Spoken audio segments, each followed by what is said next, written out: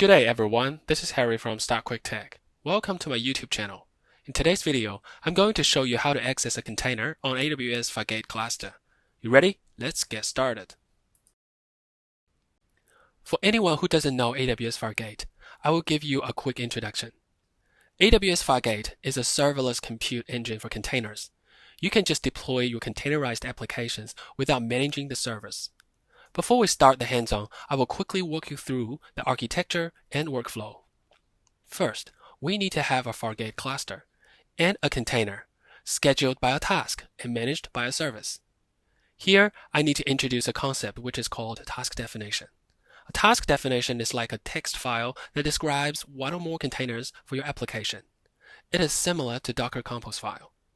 Task is actually the installation of a task definition. If you want to manage the tasks, for example, you always want two tasks running at the same time, you need a service. Similar to the role for EC2 instance, task can also be associated with a task role for accessing the other AWS services or resources. Different from ECS cluster built on EC2 instances, if you want to connect to the containers running on the cluster, you need to use Session Manager, which is a feature of AWS Systems Manager to create a channel for you. In this tutorial, we will not use the laptop to connect to the container directly. Instead, I will build a Bastion host to connect to the container, which I believe this is a better practice. Okay, now we are at AWS console. Our first step is to create a Fargate cluster with an Nginx tasks running on it. Now we're at Amazon ECS. Let's create a cluster. We'll pick network only, give it a name, test cluster, and I think tags are optional. It totally depends what you want. Just create. It's done. Then let's create a task definition.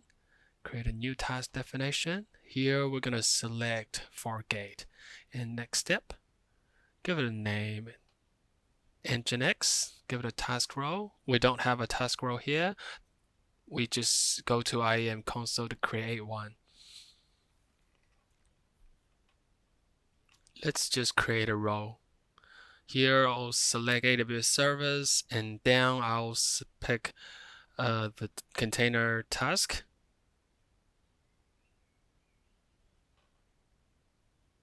Yes, I think here you need to search container or Amazon Container Services. If you scroll down, you couldn't see anything. You just see ECS doesn't work. So Amazon Container Services here. And then you need to select service task and next. So here you don't have to give it a specific role. We'll add policy. We'll add policy later on. Give it a role name, ECS task role test, and then create the role. Then we go back to the task definition. Here we select the role that we just created in operating system Linux. Task execution role, we don't need that at the moment. No, we need one, but Amazon will help us to create one. For testing purpose, we just select the lowest value for the container capacity. For container name, we use Nginx, and for image, we just use Nginx stable. Task will pull the image from Docker Hub if it is not a private repository. And we give memory limit 128 and port mapping 80. And if we scroll down, there's quite a lot of different configurations. Here, we just ignore that. And then we just create. Let's go back and view the task definition. Yeah, okay, let's back to the cluster. Now we need to create a service. So we select Fargate. And we scroll down, we need a service name. We give it Nginx service. And for testing, we just use one as task, number of tasks, and then click next. Here we select default VPC for a simplicity. We can select all of the subnets or one of them. And here you can see I'll enable auto-assign public IP. Next step, and create service.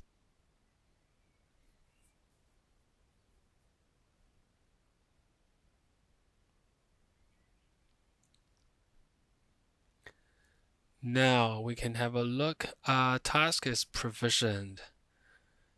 Just during the time we're back to our EC2 console.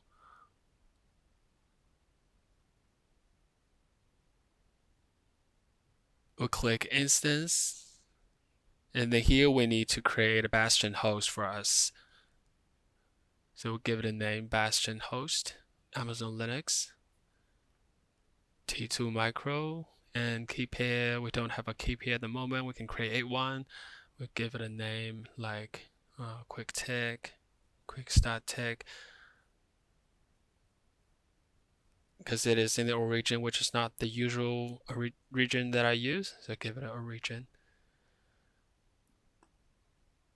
If we keep scrolling down, I'll see the security group. I just allow my home IP, and then we launch the instance. Here, I just want to mention, if you use your local machine to run AWS commands, you just need to configure AWS credentials on your local machine with required permission. Here, we use a separate Bastion host with IAM role to access the container. Okay, now let's open up the terminal and run pwd to see where we're at. So I usually copy all the key files in a centralized place. So we'll run copy downloads, the key file name. Here I probably forgot what the key file name is.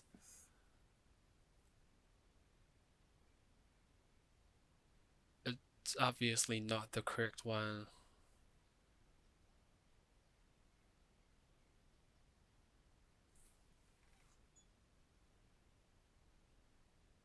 Let's go to the download folder and have a quick look. Oh, sorry, this typo, quick start. It should be start quick. It's setting on quick start tech Oregon. Okay. We're not going to rename it, just quick start tech Oregon key. And I'll copy to the local folder. Key file folder, sorry.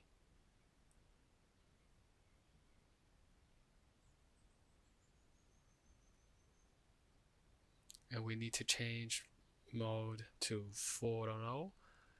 And then we go back to the instance connection page. The state is running now. And we click SSH client, we copy paste the connection strings, enter. Yes. Now we have connected to the server. We run the yum update first.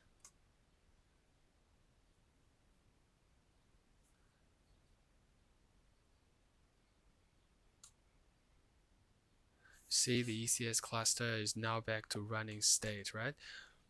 We can see the public IP, and then I'll go to the public IP in the browser. Yes, the website is up.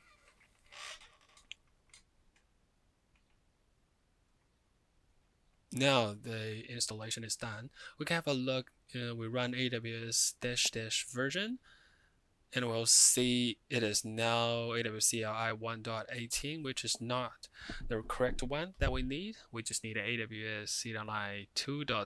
something, and then we need to upgrade it. So we just install AWS CLI 2. And you will have the related documents we used today and the description. And now we can see after the installation, it is still at AWS CLI 1.18. So we use where AWS, we can see the user being AWS has higher priority.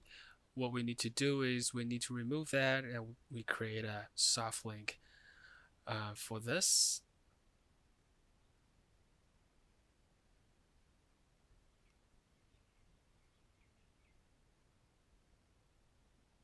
And now, oh, sorry, we need to use sudo. Right, so that here we run AWS root version. We can see it's already 2.8. Pretty good, eh? Then we move next.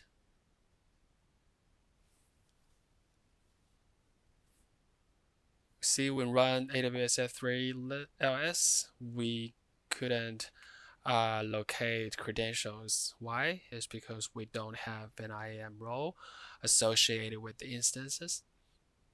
We just need to create a new IAM role for that. Then we create a role, We'll give the the role probably an administrator permission for simplicity, but absolutely you can, based on your own requirement, give proper permissions. This is just for testing. It's not a best practice. Just follow, just for you understand better. We use administrator permission. Here, give it a role name, and now we have admin access EC2. If you want to customize the permission, you can use inline policy for your existing instance role profile. And then here you need to select Elastic Container Service. And what you need to do is you need to have execute command permission. Here we select all resources, but if you want to limit or restrict the permission, you can just pick the correct resources. Create a policy. And now you can see we have administrator access and execute commands. Here we really don't need execute command permissions, so we just remove that.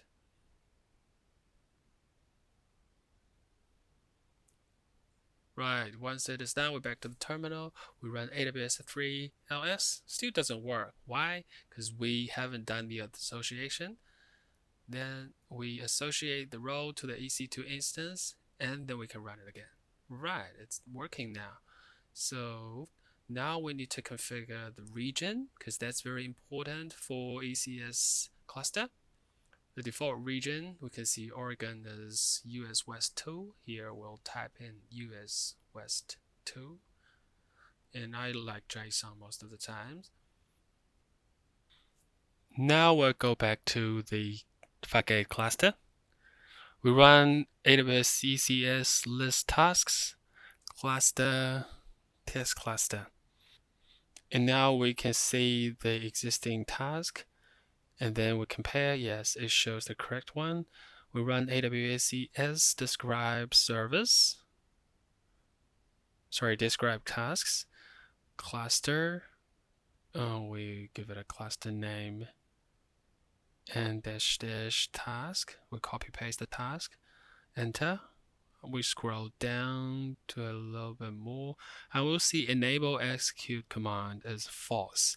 But if we want to access to the Fargate container, we need it to be true. So next step is we need to update the service and change the enable execute command to true.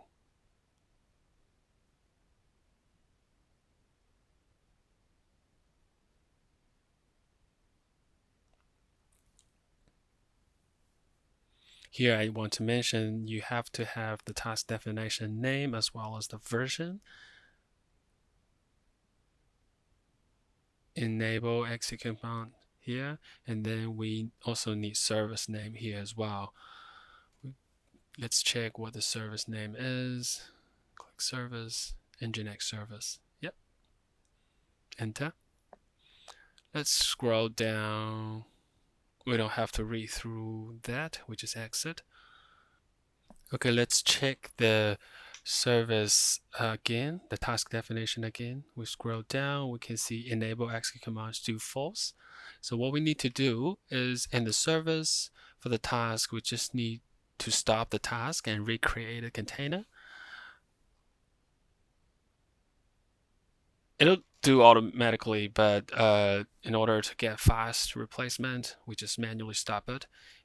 A couple of seconds later, when we check the running task, we'll see the new task is provisioning now.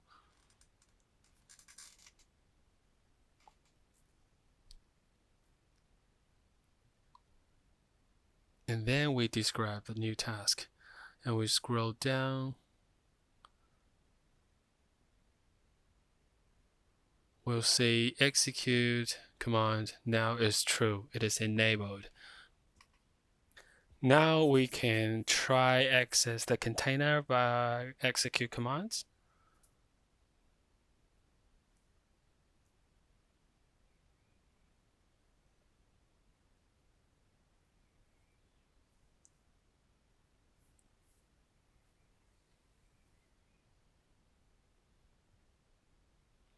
Here we need to have container name. If you have multiple containers running in the task, you can define the container name here. So for command, we usually use -bin -sh, which is the shell script, and we need to have interactive configured as well. Oops, we see Session Manager plugin is not found. Key thing that we need to mention. We need to install Session Manager plugin as we described before. So Session Manager is the tool to help us to build up the channel for us to access the container from local machine or Bastion host for this case. Now let's run uname-r to check the CPU architecture. We are at x86-64. And then we run the commands that we need to install the Session Manager plugin. If you want to verify the installation, you can just run commands Session Manager plugin. Cool, it is installed. Then let's run the previous commands again. Still doesn't work. What's the problem? Remember when we use System Manager to manage the session, we need to have proper permissions for the task role. Now we go to the test cluster. We just test the task, which is running. We click the task and we can see the task role. So what we need to do is we need to give this session manager related a permission, and we create an inline policy for this role. Here you need to give the required permission, which is SSM messages API operations.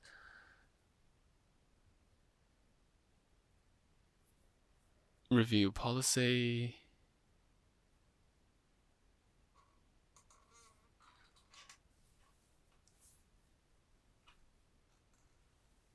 Give it a name and then create a policy. Now you have correct permissions. Let's run it again. Oops, still doesn't work. Actually, the reason is the permission propagation is not like IAM changes, which takes effect immediately. It usually takes some time to propagate. So I would suggest you create the permission first. You can reorder the configuration process based on my media blog. And now you run it again, you can see you can access to the container. Now the last step for us is to clean up the costing resources. We need to terminate the EC2 instance. We need to delete the servers and the Fargate cluster. And also we need to remove the IAM role if you want.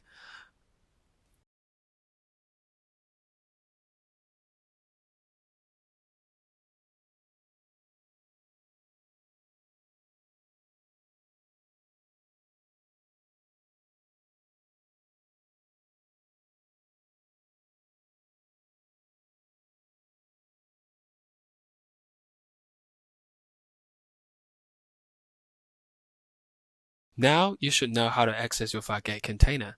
If you think this is helpful, please click the like button to show your support, which is the significant motivation for me. If you want to get more cloud or tech related content, you can subscribe my channel and turn on the notifications, then you will never miss my next video. Thank you for watching, and I'll see you next time.